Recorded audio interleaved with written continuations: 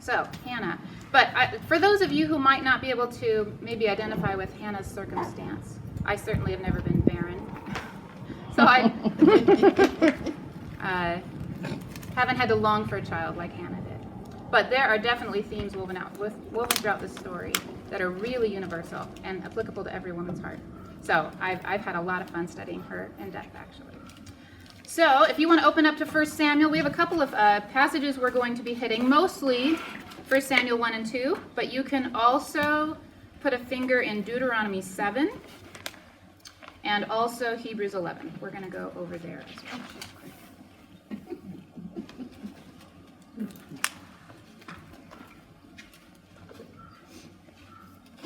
Okay, so here we go. Now, 1 Samuel, just a little background. It's an ancient book dating back to 1050 BC, and really it's a literary book that even is as old as 3,000 years old. So why are we talking about passages that are that many years old? Do we care? Does our society care about things that are that old? Actually, a lot of people love old things, right? But we can pick and choose which are the important old things. And a good question is, are we different? Are we smarter? What? You know, I don't know. That's hopefully what we'll find out. Romans 15:4 says, "This was written for our instruction." And that was written in the first century, so also old, but still relevant. And the Bible instructs us to see it as relevant. So before we look at 1 Samuel, kind of where we set up the stage for the story we're talking about today, at the very end of Judges, it gives us a picture of what those times were like. In those days, there was no king, and everyone did what was right in their own eyes. I think we can identify with that even in our time. So there was spiritual decline. They had a corrupted priesthood, so even the temple was not reliable. There was political confusion, moral chaos, no prophetic voice, so the spiritual leadership was lacking. The country was divided. The Philistines were gathering strength. It was a little scary. And it was a period of tremendous change in the nation of Israel because there was a switchover in the nation's leadership. They were being held to a covenant of obedience to the Lord, but failing miserably. And, there was this relationship with the other nations around them. Do we conquer or are we making friends? And that was dicey. So, it seems a little bit similar in some ways in terms of this instability to the humble story of Jesus. When he came to the earth, it was also a time of significant political and societal change. So that's significant. But definitely this was a time when the people needed a man to lead the people back to God. They were directionless. And, I've heard people say recently, or it just came up, we really live even in our time in a post-Christian society where there are more people who don't know the Bible than people who do. And even those who do probably only know it shallowly, right? Barely. So we need spiritual leadership as well. The two books of Samuel, 1 Samuel and 2 Samuel, tell us about the last two judges. So we have Eli, the head priest, who was considered a failure, and Samuel, who had a faithful life. And then also transitioning into the first two kings. King Saul, who was a failure, and King David, who of course was considered faithful. And Samuel was, of course, like I said, the last of many judges. And these books are so fun to read because they're very narrative. Lots of stories that you can follow along, even if you kind of struggle with some of the deeper things. These are some easy stories to. They're entertaining, to say the least. So, all right, if your finger is in Deuteronomy 7, I want to look a little bit at this because the background of where the people of Israel, their perspective on childbearing, is rooted a lot in their covenant with God and his promises. And he had promised them that if they obeyed him, they would prosper and multiply far above the other nations as a testimony of his greatness and his superiority to their gods and over their pagan worship. So he had commanded them to take possession of the land which he had promised them, and that meant to have total conquest over those nations. And granted, those nations were mightier and bigger and scarier, but he had commanded them full destruction, utter destruction.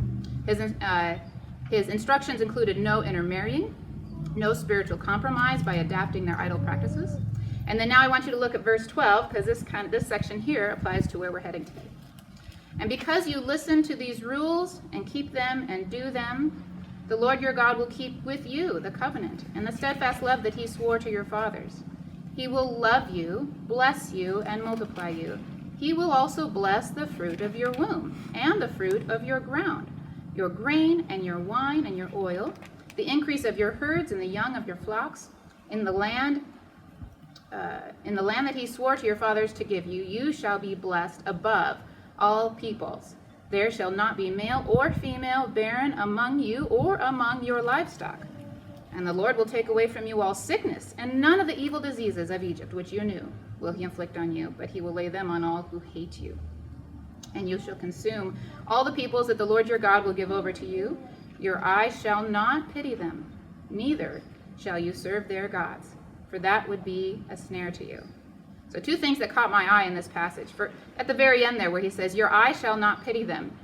Honestly, when I read about how they had to conquer these people, women and children included, I have a hard time not pitying them. And I didn't even know I didn't experience or witness their evilness.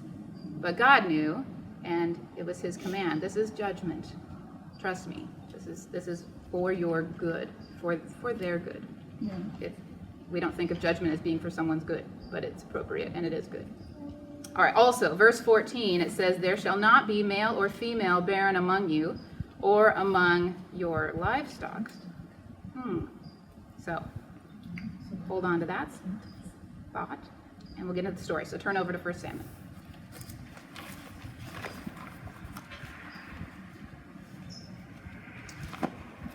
All right, starting in verse 1 of 1 Samuel. All right. So there was a certain man of Ramathaim Zophim, of the hill country of Ephraim, whose name was Alcanna, the son of Jeroham, the son of Elihu, son of Tohu, son of Zuph, and Ephrathite.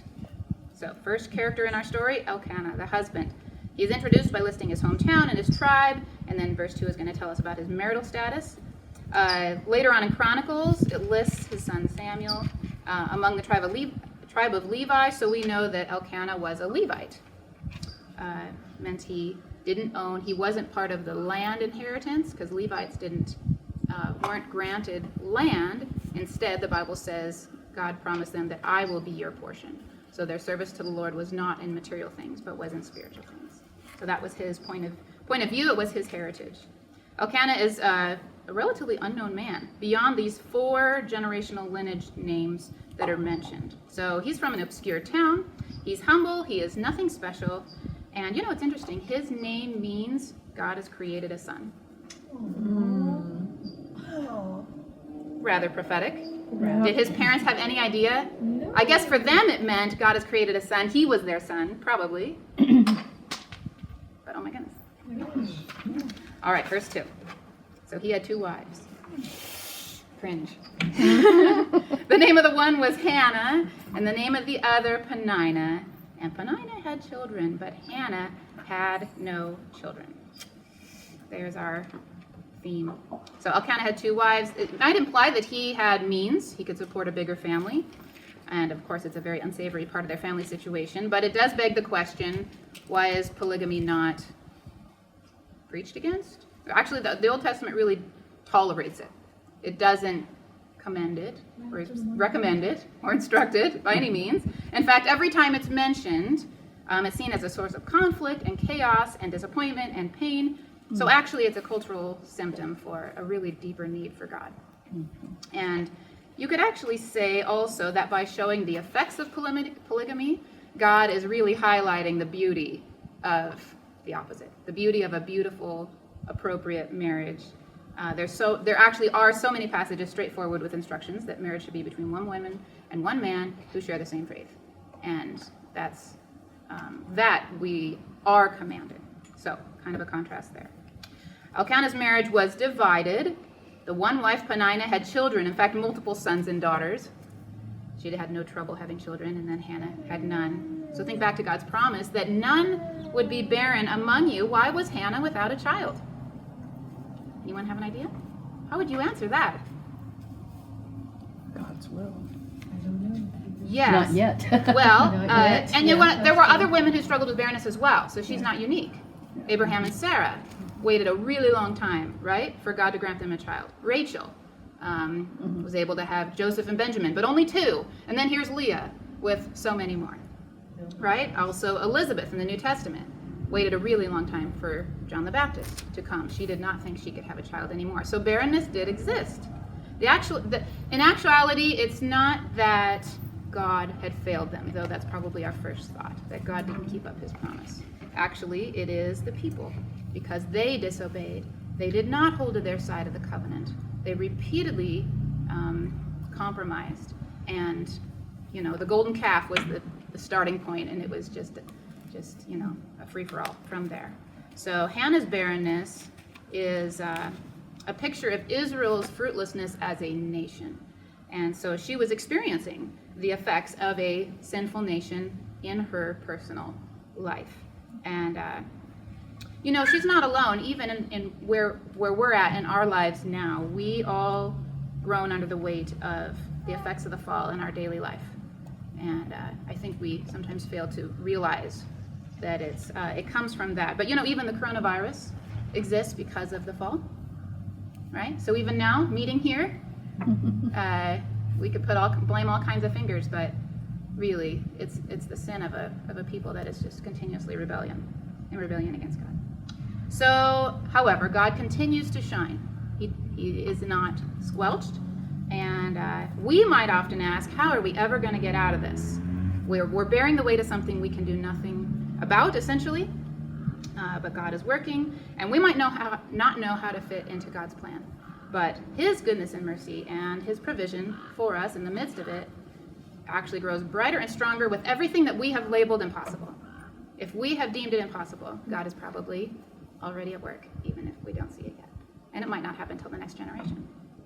So for each of the women that I mentioned, Sarah, Rachel, Elizabeth, and now Hannah, God had provided an answer in their life that was granted at just the right time. Many might have thought, he's a little late on the draw. But God is never late.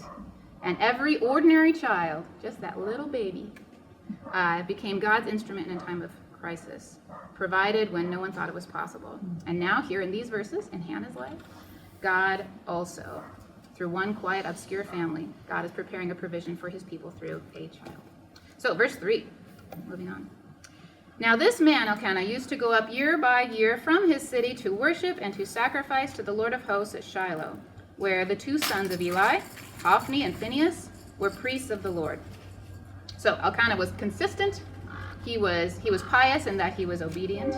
And actually, so for all Israelite men, 3 times a year, they were all required to meet at whatever was the most important sanctuary of their area, to offer sacrifices and participate in their main religious festivals. So Elkanah, he was there. He would do that. And every year they would go to Shiloh. So this little journey of theirs would take them about 16 miles. And that's where the tabernacle and the Ark of the Covenant were located. So it was important. And the festivals were usually grand times of rejoicing in God's blessings, a bountiful harvest, and even the family members got to share in the sacrificial offerings they had brought to the Lord. They were able also to enjoy that, to eat. So here we go, verse 7. On the day when Elkanah sacrificed, he would give portions to Peninnah his wife and to all her sons and daughters. But to Hannah he gave a double portion because he loved her, though the Lord had closed her womb. And her rival used to provoke her grievously to irritate her, because the Lord had closed her womb. And so it went on, year by year. As often as she went up to the house of the Lord, she used to provoke her. Therefore Hannah wept and would not eat. So let's observe a little bit. Hannah, she actually had a right relationship with her husband. In spite of some major deficiencies here, they shared worship, they went together, and they had a common devout faith. And Elkanah might have been imperfect. He had made some not nice choices, but his priority to God was obedience and consistency. And it also says that they shared love. They were kind and gracious to one another. So there wasn't a bitterness that existed, even though there was bitterness between the girls. I think this is actually kind of normal for the girls to be at each other, and somehow the guys float around it. I'm not sure There's a bee how on that your all shirt. works. But there. There's a bee on you. Here. Probably not knowing this. Well, we are outside after all. Yeah. So, in spite of the other wife, between Hannah and Elkanah, that rhymes. There was strength and security and support and consistency. And the fact that Hannah desired children, clearly she was really sad about it. That was appropriate for her. It was her passion for God also led her to want children, and that's a good thing. It was good for her to desire motherhood. And, maybe there were some along the way who admonished her for, stop focusing on yourself, move past this fixation, just move on. But surely God was in this, and he was orchestrating things from the very start, even the depth of the desires in her heart. So by adding a second wife, Elkanah, he added more children to his family, but he also gained a divided household. And then this is punctuated by this dividing of portions. Was supposed to be a good thing. It's like a knife, like making it worse for everyone. Hannah didn't have any children to feed, so she gets all this extra food, but she doesn't even have anyone to share it with. And it almost, I don't know, what was done in love almost makes it worse, right? Yeah. Peninnah looks on in envy, and she's provoking her, tormenting her year after year after. I don't know how many years this went on, but if Peninnah had this many children, that adds up to a number of, years naturally. And Elkanah was seeking to favor Hannah by giving her the double portion, but goodness sakes, that sting of comparison, you just can't take that away. So Hannah knew that God cared for her, but in her heart, this dilemma was just insurmountable. And so she cried, and she lost her appetite, and she was depressed. Sometimes these terms, depression, we think of those we think of that as a psychology term, right? How many people in the Bible were depressed? Actually, there were a lot of people in the Bible that were depressed. She was one of them. Okay? I don't know. Tell me if I'm wrong, but a major factor in depression is when you haven't gotten what you wanted. And I don't mean to say that callously, but what you thought was going to happen, or how you thought things would pan out, or it has a lot to do with expectations, actually. So Hannah was expected to have a child within herself and also externally all the way around her, and it wasn't possible. She couldn't control that. So verse 8, and Elkanah, her husband, said to her, Hannah, why do you weep? And why do you not eat? And why is your heart sad? Am I not more to you than 10 sons? So here's Elkanah's questions. Communicated with, from all appearances, love, also truth, a hard truth. He says, am I not sufficient? Why are you resentful? It's actually implied here in the section where it says, why is your heart sad? Just looking at the original. It actually implies that Hannah was angry and bitter. There was an element to that. So Elkanah could just tell she had hit her emotional max. Right? Emotions are a barometer. And for good or bad, they really, even without us, tend to get beyond our control and make it hard for us to communicate well. But they are a form of communication of something that's really deeply troubling us. And so he was encouraging her by focusing on truth, which wasn't wrong, per se. And we could point a finger at Elkanah and shake our heads and say, he wasn't understanding enough. He was kind of callous to her situation. He didn't understand. Maybe so. Or we could take the perspective of Proverbs 25:11, which says, a word fitly spoken is like apples of gold in a silver setting. Good words are still good, even if they're hard. We don't know his tone of voice or his timing. Those mean a lot. Between Mark and I, timing and tone of voice and manner means a lot when how you communicate a hard truth. So we don't know how his delivery was, but from our vantage point, it appears that Elkanah was offering her encouragement in the best way he knew how, and just helping her with perspective and reality. But she left the group to seek the Lord. She needed to get away from the family. She needed to get away from the questions. And she just struggled to show a thankful heart for her husband. And so she found a quiet setting of prayer. I came upon Psalm 73 this week, and perhaps her heart echoed the sentiments that are in the beginning of this chapter. Truly God is good to Israel and to those who are pure in heart, but as for me, My feet had almost stumbled, my steps had nearly slipped, for I was envious of the arrogant when I saw the prosperity of the wicked. It was hard to focus on truth and what's right, and what's good. So verse 10, she was deeply distressed and prayed to the Lord and wept bitterly. And then if you look ahead a little bit, verse 16, by her own admission, she's suffering with great anxiety and vexation. She is exasperated, she is undone, and Hannah is asking God, what about me? What about me? So it's important to note now also what Hannah did not do. So, we look at what she is doing, but what she did not do is that she did not show a desire for revenge against Peninnah. She could have been conniving and passive-aggressive, right? She did not lose control. She did not throw her hands in the air and give up. She wasn't looking for a way to prove herself to all the naysayers who were, I'm sure the women were twittering about her. She wanted a child, pretty pure and simple, and her heart's desire was to get that child back to God. So it was really about her and God, and she made that really clear through the whole conversation. It wasn't resentment against her husband. It's your fault, and it wasn't. She put the responsibility in God's hand, but she wasn't blaming him, but seeking understanding. All right, so verse 11, she's praying. She vowed a vow and said, O Lord of hosts, if you will indeed look on the affliction of your servant and remember me, and not forget your servant, but will give to your servant a son, then I will give him to the Lord all the days of his life, and no razor shall touch his head. Now, it doesn't mention it here specifically, but there are other references that give us the impression that perhaps she has just made a Nazarite vow, which means no strong drink, no cutting of hair, and avoiding dead bodies, in order to be set apart in your lifestyle and dedicated to God. So maybe that rings a bell, because Samson also took that Nazarite vow. Remember when he stuck his hand in the dead body of the lion? He was violating that law, right? So, grabbing out honey. And also John the Baptist had been dedicated in that same way. So before Hannah knows if it's possible for her to have a child, she's willing to make this vow. And she is just pouring out her heart to God with her tears and her hopes and her fears, all the way into the depths of her soul, trusting.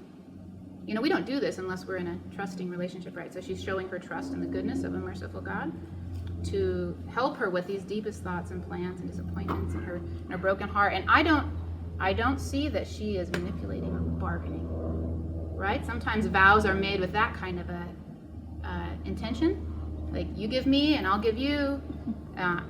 It wasn't really that way. She was acknowledging an almighty God and believed in her heart that God alone controlled her ability to have children.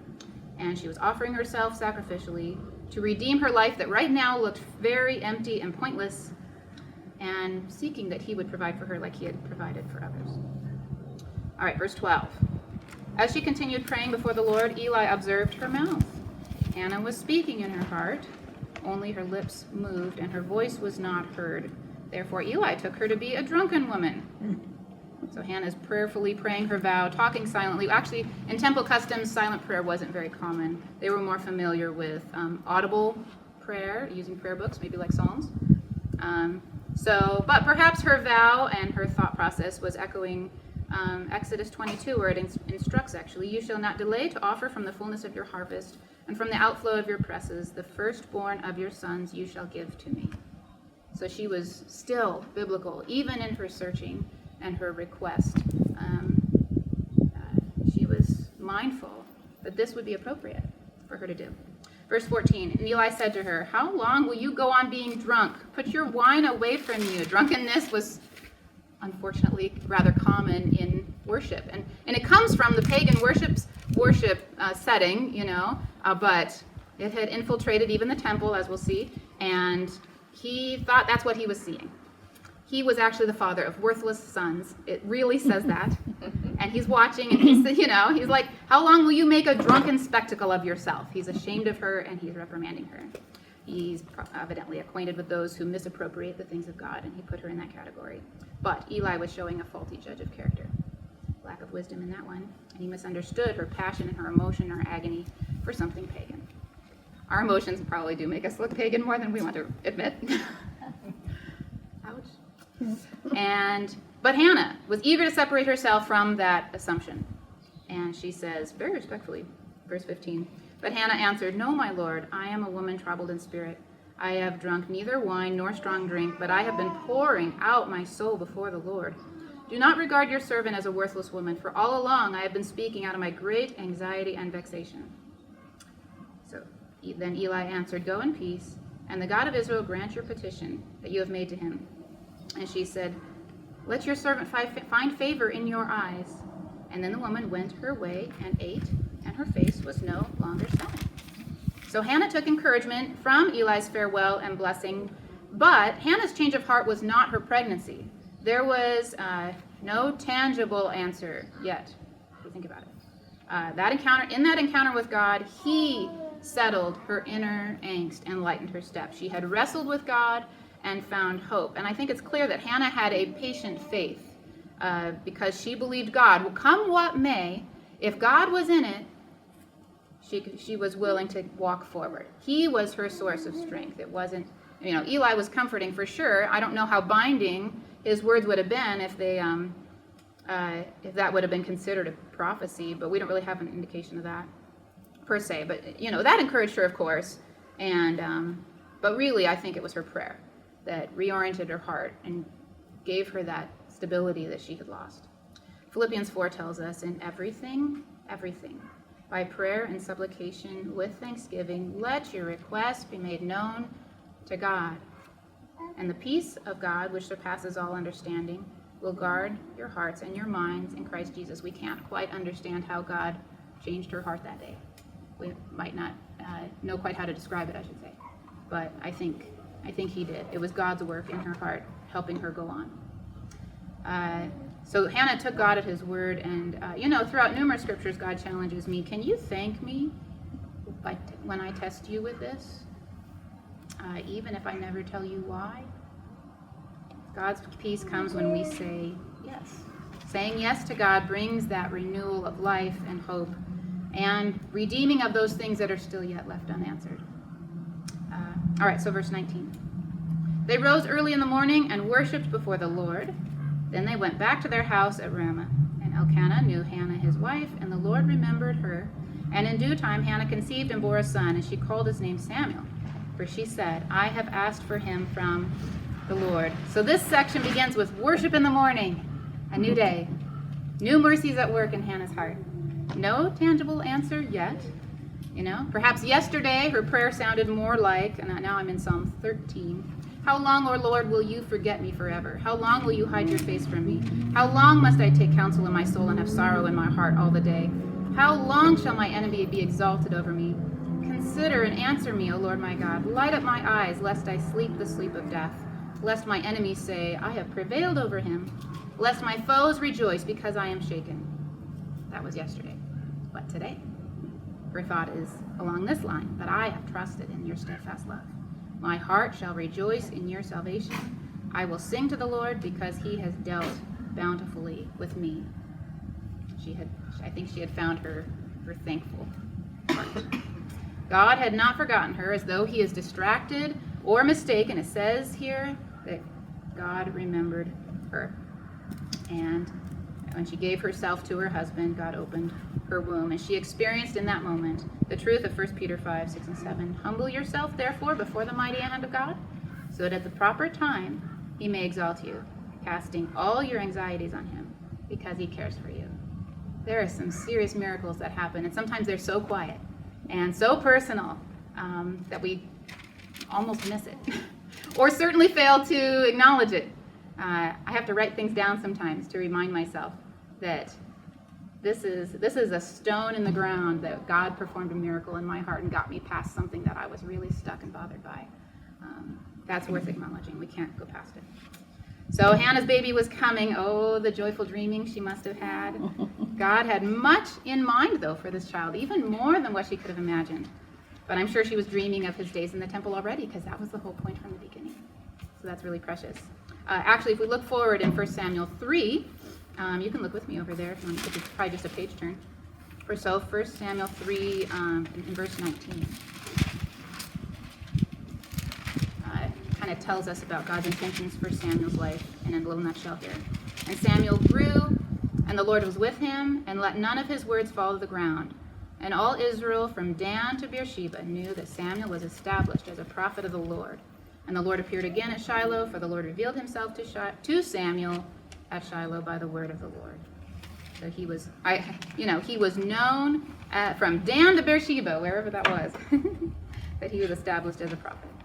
So God, used this humble family to provide that spiritual leadership they so badly needed. And then that led to the kingly leadership of David, which led to the leadership of Jesus. So he was on a track of greatness and was leading that direction with, not knowing it fully. All right, back to the first chapter, verse 21. So the man Alcanna and all his house went up to offer to the Lord the yearly sacrifice and to pay his vow. But Hannah did not go up, for she said to her husband, "As soon as the child is weaned, I will bring him, so that he may appear in the presence of the Lord and dwell there forever." So Hannah was dedicated to her baby. She stayed home until it was time to leave him. And in those days, children often nursed until they were like 3 or 4. And that might seem strange to us, but actually, Mark and I have been in places in Africa where they nurse their children as long as they can until they're several years old. It's a means of health for these children. It's a means of survival, because especially in impoverished areas where they barely can feed themselves as it is. And you actually even see grandmothers nursing. They'll keep their milk present so that as a family they can nurture the little ones. So having a toddler who can walk and nursing is a little strange to our American eyes, but in many places, actually, it's a reality. So Hannah was following the custom of her day, but also giving him the start he needed. And verse 23, Elkanah, her husband, said to her, "Do what seems best to you. Wait until you have weaned him. Only may the Lord establish his word." So the woman remained and nursed her son until she weaned him. And when she had weaned him, she took him up with her, along with a 3-year-old bull, an ephah of flour, and a skin of wine. And she brought him to the house of the Lord at Shiloh. And the child was young. Then they slaughtered the bull, and they brought the child to Eli. So it's worth mentioning, Elkanah was sensitive to her wishes, and he supported her commitment and her vow to give up their child. It really doesn't mention that he was part of that process, but he was supportive. And maybe she wouldn't have made it if she didn't know that her husband would give the okay. They were connected enough probably to be comfortable with that. So he was sensitive to the purposes of God. And Hannah honored her commitment. She was true to her word and took the supplies to give a proper thank offering. Actually, to bring a bull was a rather dramatic expression beyond the normal requirement for this sacrifice. So Elkanah was also generous in his sacrifice of praise. His heart was in it. And God takes these things seriously. It doesn't do any good to be flippant with God about our vows. Deuteronomy 23 says it this way: "If you make a vow to the Lord your God, you shall not delay fulfilling it. For the Lord your God will surely require it of you, and you will be guilty of sin. You shall be careful to do what is past your lips, for you have voluntarily vowed to the Lord your God what you have promised with your mouth." Vow talk is cheap in our day, For people who have been baptized, I've seen many fall away. You think of kids who go to camp and dedicate their life to Christ. A lot of times that may happen repeatedly or is disregarded once they get home. Any spoken intent to obey God, our marriage vows, even in front of a large crowd, to make a big deal of this whole event. And more those vows are getting watered down and not meant to be a vow before God per se. But God takes it seriously, even if we are faithless in that endeavor. Just like Israel, oh my goodness, they didn't understand the gravity of things, and we don't either. All right, so that brings us to chapter 2. We have Hannah's prayer, also called the Song of Hannah. Kind of similar to other ancient Old Testament hymns. There's other songs. We have the songs of Moses and Miriam, the Song of Moses, the Song of Deborah, the Song of David. Essentially, they're prayers, but made lyrical and possibly with music. Jonah even had a song of thanksgiving. And the cool thing is we also see parallels in Hannah's prayer that occur also in Mary's prayer, the mother of Jesus. There is some solid theology in what Hannah says in her prayer, and that substance is really beautiful. She's aware of God's sovereignty and his eternal purposes. She can see how the pain of her past is a huge part of her praise of the present, but she's not just looking at her own personal situation or just that immediate point of view. She is looking at the big picture. So let's see verse 1 in chapter 2. And Hannah prayed and said, "My heart exults in the Lord. My horn is exalted in the Lord. My mouth derides my enemies because I rejoice in your salvation. There is none holy like the Lord, for there is none besides you. There is no rock like our God." You know, there's no mention here of Hannah experiencing separation anxiety when she dropped off her little boy. Because instead, what we do see is that this moment is swallowed up in her exuberant, overflowing praise. Her strength and hope and voice have just found new territory, and everything she thinks and does and says is centered on the acts of God on her behalf. So it's all about him. You might think that maybe this was all about the child, but I kind of think not. Or else she couldn't have done this, because it takes a lot of strength to drop off your kid. Also in verse 1, the reference here to a horn, that's used repeatedly in Scripture, kind of. It's a metaphor for strength. So if you picture mighty horned animals dueling and fighting, and the stronger horned animal triumphs over his opponent, David used it also when he said, the Lord, this was further in 2 Samuel, he says, "The Lord is my rock and my fortress, my deliverer, my God, my rock in whom I take refuge, my shield, and the horn of my salvation."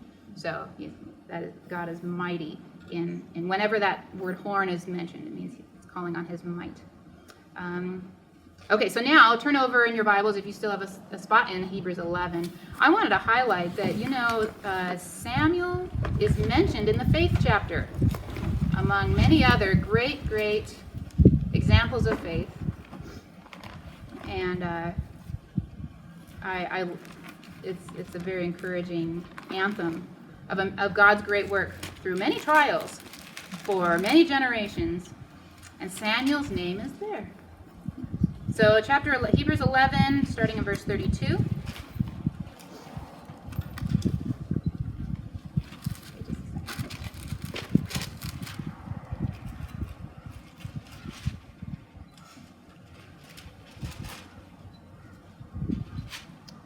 There? That's good? Okay. Hebrews 11:32. "And what more shall I say? For time would fail me to tell of Gideon and Barak, Samson, Jephthah, of David and Samuel and the prophets, who through faith conquered kingdoms, enforced justice, obtained promises, stopped the mouths of lions, quenched the power of fire, escaped the edge of the sword, were made strong out of weakness, became mighty in war, put foreign armies to flight." Now, in their day, did they feel the mighty? Probably not. Maybe some days, yes. But overall, maybe not, always feeling like there was so much striving that was in the work of the Lord. But looking back and to see how it's described here, this is how God sees all of that. That there was a lot of evidence that these men served a mighty God, and Samuel also. So I just love it that he was included in that list. And by proximity, Hannah also can say she was physically involved in that list as well. She's not named, but oh my goodness, how do you separate a mother from the pursuit of her child? There's that relationship is so intrinsic. So when we go back now to 1 Samuel, thank you for humoring me with that big jump. 1 Samuel chapter 2, verse 3 is where we are now. Hannah is highlighting God's holiness and his place above all other gods. His answer is the best answer above all other options. Verse 3, "Talk no more so very proudly. Let not arrogance come from your mouth. For the Lord is a God of knowledge, and by him actions are weighed. The bows of the mighty are broken, but the feeble bind on strength." Strength is measured so differently by God. If you think of Goliath and his towering giantness, he was weak before God. It wasn't his strength that gave the answer. And even in our day, we tend to think of appearances and reputation and popularity and following, whoever has the strongest following. God doesn't weigh the same things. We take things at face value. God looks and weighs the heart. So Hannah was acknowledging that in her prayer. Also notice a contrast. There's kind of a series of contrasts here, stepping through the verses. So in verse 4, there's a contrast of strong and weak. Verse 5, a contrast of the full and the hungry. And then also in that verse, the difference, the spectrum of barren versus fertile. Verse 6, you have the dead and the alive. Verse 7, you have the poor and the rich. In verse 8, you have the humble and the exalted. And this is a speaking technique or a literary technique that's used a lot in Psalms 2. When you contrast two things, you're highlighting. It's to highlight something, and the highlight here is that God takes the unassuming and lifts it up. He takes the impossible and makes it a miracle. All right, so then reading verse 5. Those who were full have hired themselves out for bread, but those who were hungry have ceased to hunger. This is her song of praise. The barren has borne 7, but she who has many children is forlorn. The Lord kills and brings to life. He brings down to Sheol and raises up. So I want to point out here where it mentions 7, the barren has borne 7. That's kind of just a term to refer to many when you look back at the original. And it's used a lot of times in the Bible as a number of completeness. So that's why they put 7 in there. It seems random to us, but that's what they would have understood that. And in verse 6, Hannah proclaims that our security is in God who controls all things, especially this phrase here, the Lord kills and brings to life. In modern times, we are highly preoccupied with health and long life, especially now, virus talk everywhere. But if it wasn't that, it was something else before, right? There's always been kind of this pushing against the inevitable and trying to prevent. And by and large, I would say we're really good at doing that pursuit to the neglect of our growing knowledge of God. It's just way easier to pursue answers of health and wellness than it is to pursue a solid foundation in our knowledge of the Lord. In fact, if you think about it, Psalm 139 teaches us that our days are numbered. So we don't need to be consumed with a need to control, because it's not under our control. Maybe we feel better about doing something. Fine. To prevent things that threaten our body and our comfort and our length of life, I think that just something naturally gravitate towards. But all things in balance, right? We have to be careful not to do so to the point where we're putting our trust in ourselves and not in God, where it limits our effectiveness for the Lord because we're so focused on this other thing. All right, verse 8. He raises up the poor from the dust. He lifts the needy from the ash heap and makes them sit with princes and inherit a seat of honor. For the pillars of the earth are the Lord's, and on them he has set the world. He will guard the feet of his faithful ones, but the wicked shall be cut off in darkness. For not by might shall a man prevail. So poverty versus prosperity, obscurity versus popularity, all of these things are in God's hands. And, have you considered, just like Hannah, God has determined your economic situation? And that he holds your reputation as he sees fit? A lot of the prophets were very unpopular, but they were doing the right thing. It wasn't that they weren't doing the right thing, but it was hard for them to see what God was doing, but he knew, and he provided for them. So doing things God's way is not usually acceptable to the masses.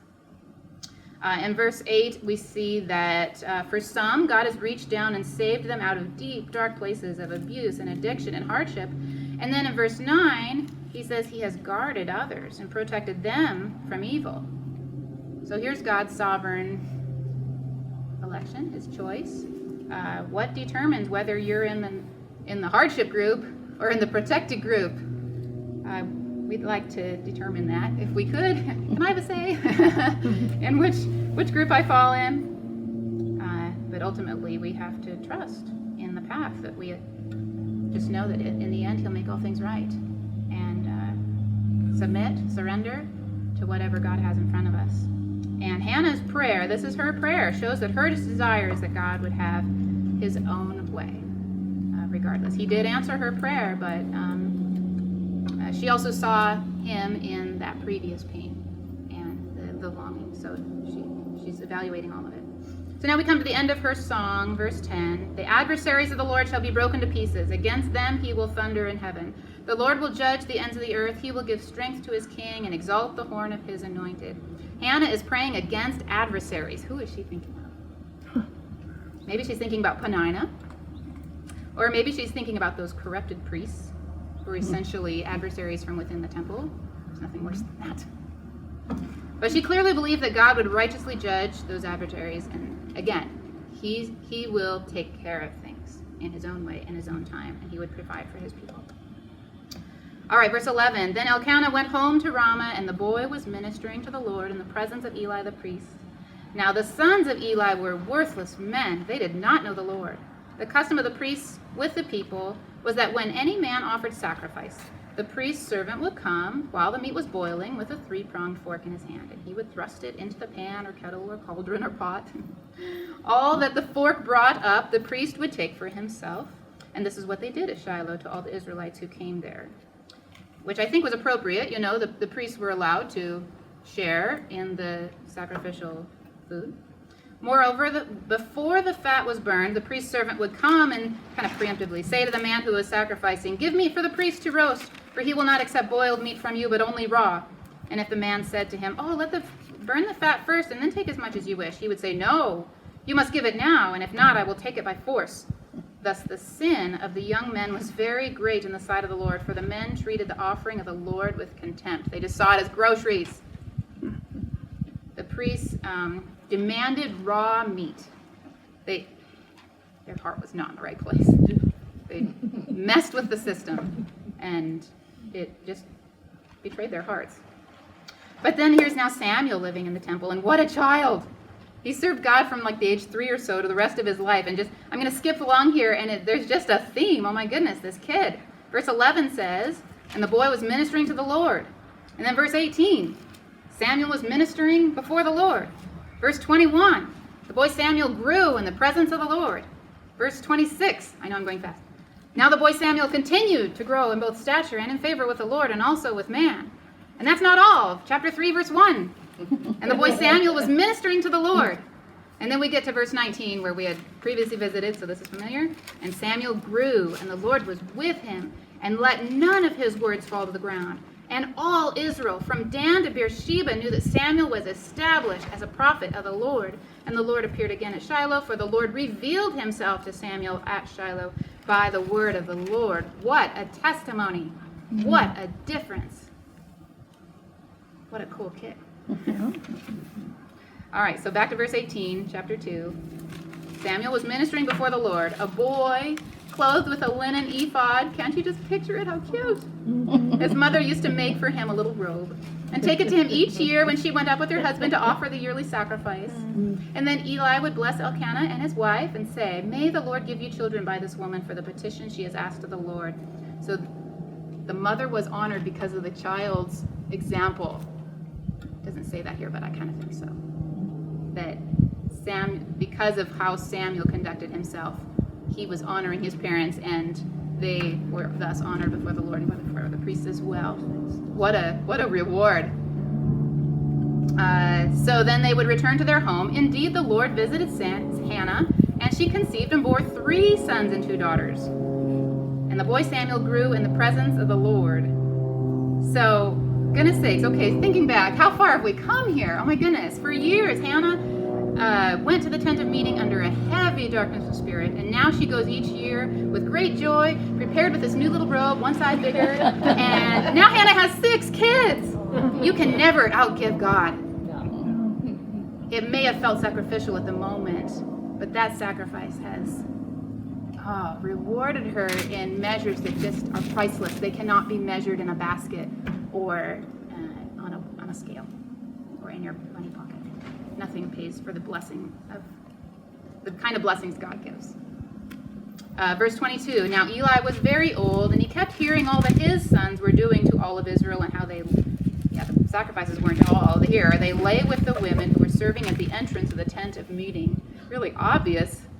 And he said to them, "Why do you do such things? For I hear of your evil dealings with all these people. No, my sons, it is no good report. Nothing that I hear from the people of the Lord spreading abroad. If someone sins against a man, God will mediate for him. But if someone sins against the Lord, who can intercede for him? This is grave business." But they would not listen to the voice of their father, for it was the will of the Lord to put them to death. That's a strong truth. Now the boy Samuel continued to grow. Again, back to Samuel. Samuel continued to grow in both stature and in favor with the Lord and also with men. that hard truth in verse 25, it was the will of the Lord to put these naughty boys to death. Eli's sons were not outside of God's control. God hadn't lost control of his own temple. It kind of appeared that way. Like, how did God allow this? I think we ask that even these days. How did God allow these men of God to smear his name and drive the church through the mud? Isn't God just undone about this? And no, he's not. Hard to imagine, but he's just greater. And surely even these evil boy men, I call them boys because they're so immature, even they were surely being used for God's purposes. There's oftentimes we say, why does God allow evil? Well, it's undeniable that evil certainly highlights good. The worse it gets, the better the good is. And we say, is that a good excuse? I don't know if that's good enough for me.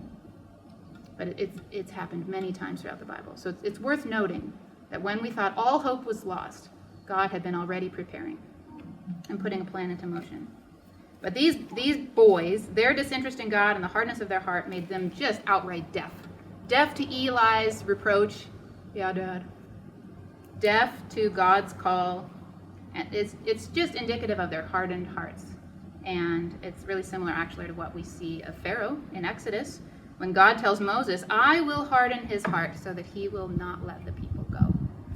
Evidently he was also hardening these boys' heart. And how heart-wrenching for Eli. I mean, we kind of call him as a ineffective parent. And yes, he's held responsible for his own part in that plan. But God's sovereign purpose, it will be accomplished. And, when we look at these guys, it's easy to condemn them, but really the evil exists in our hearts too. That same corruption is always ready to take hold, right? We have to admit, without the saving grace of God who rescues us and convicts us, we would be on that same wicked, rebellious, corrupt path. Incidentally, we don't know the name of Eli's wife. I don't know if she served in the temple or not, but she gave these boys Egyptian names, Hophni and Phinehas. And sometimes we think of things that's just a small thing. It's just circumstantial. That's a secular thing. It doesn't have any bearing. But I kind of think there was maybe a measure of compromise at the moment those boys were born. Just anyway, artistic license here. Makes you wonder. But we do know that Eli, actually, he neglected to properly admonish his sons. He should have thrown it onto the temple. He should not have let it go on. He could have done that. So this ritual prostitution was a horrible display of twisted worship, and it made the tent of meeting look like a pagan look-alike. What a tragedy. All right, so we're concluding here now. Just as an overall summary, we're done with chapter 2 there, but I was drawn to Psalm 1 where it says, Blessed is the man who walks not in the counsel of the wicked, nor stands in the way of sinners, nor sits in the seat of scoffers. But his delight is in the law of the Lord, and on his law he meditates day and night. Hannah could have fallen in with a negative crowd. Samuel could have followed his predecessors. It wasn't that temptation wasn't present. It was that they had a heart for the Lord. So I really like how Psalms clarifies that for us.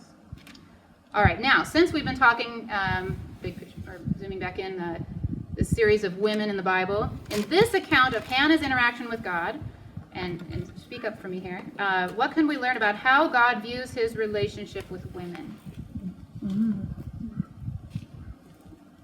It's easy to think. I don't think God cares that much about women. We're supposed to be the quiet ones, saved in childbearing, at home. Well, Hannah's position as Samuel's mother was incredibly influential, and she only had those few years, but she visited, she was faithful, he still was referring to her even in their absence. Her role was huge. So, and her relationship with God she was all about that, 100%. But what can we view about how God views women in general based on how he interacted with Hannah? Any ideas? Yes? I think he had more compassion for her than the physical men in her life. He comforted her. He knew her heart. He could see things they couldn't see. Yeah.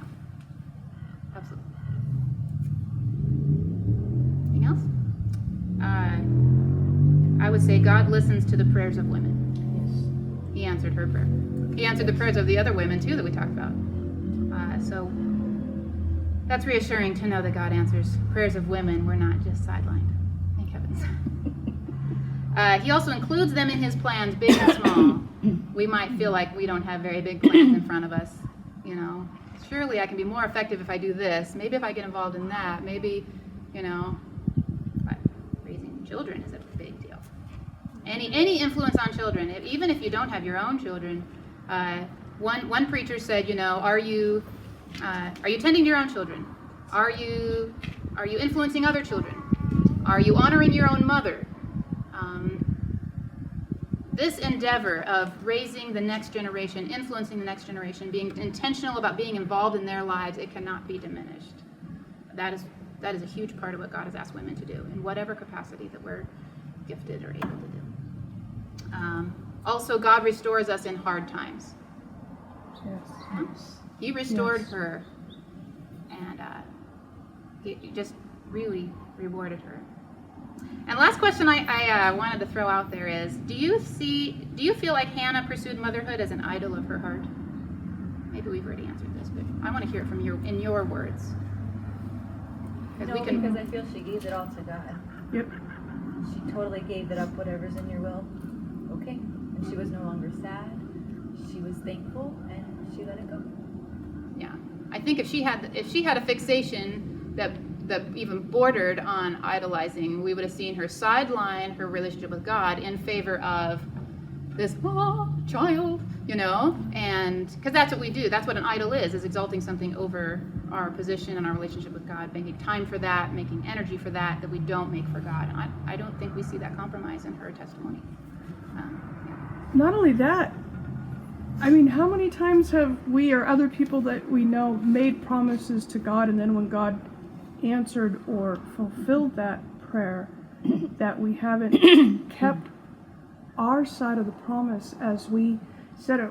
Her faithfulness is amazing, because you're right. I mean, to want a child, to go through what she went through, then finally have God give her that child, a natural mother's instinct would be to hang on, but we see her, we see her faithfulness in upholding her part of what she promised to God, and I think that is extremely amazing in a woman, because children are precious to us. It's what we feel we're here for. And they're impressionable. And not only did she give him up, but she put him in the midst of this really corrupt temple.